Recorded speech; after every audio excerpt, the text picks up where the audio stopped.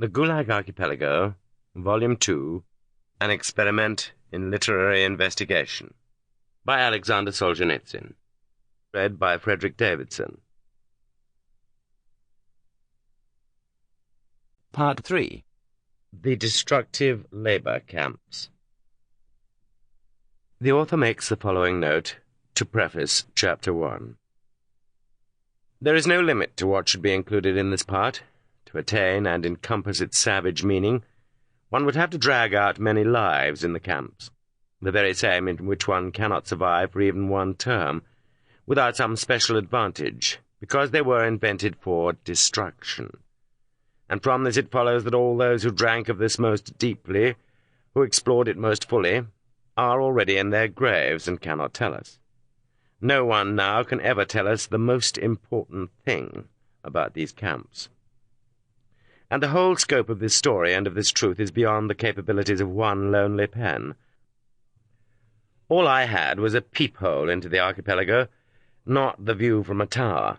But fortunately several other books have emerged, and more will emerge.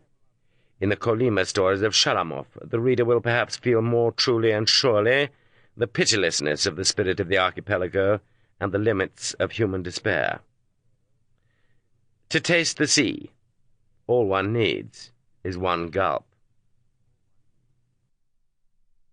Chapter 1.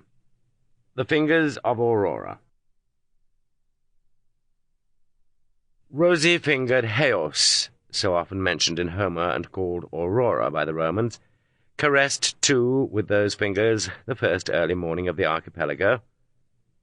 When our compatriots heard via the BBC that M. Mikhailov claimed to have discovered that concentration camps had existed in our country as far back as 1921, many of us, and many in the West too, were astonished.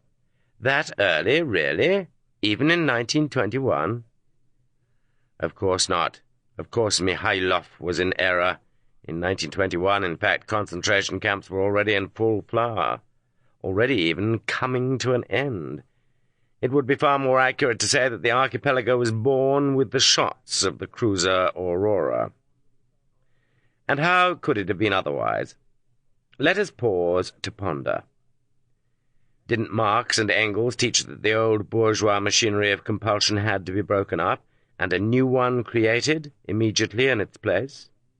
And included in the machinery of compulsion were the army — we are not surprised that the Red Army was created at the beginning of 1918, the police — the militia was inaugurated even sooner than the army, the courts from November the 22nd, 1917, and the prisons.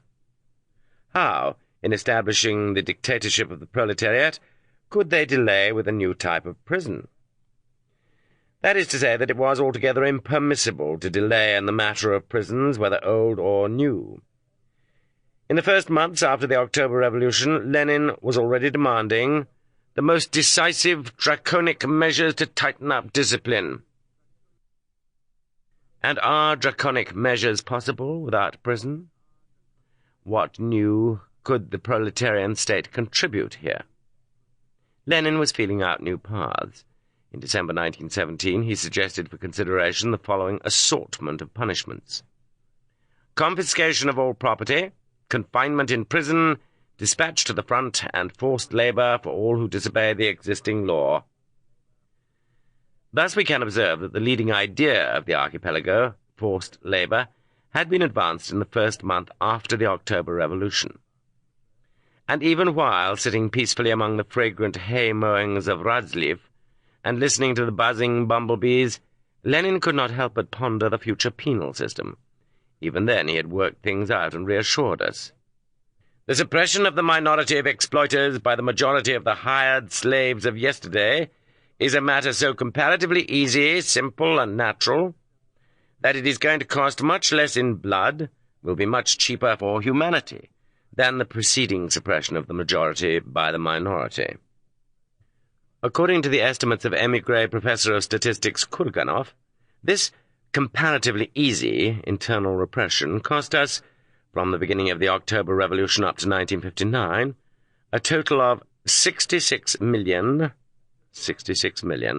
lives.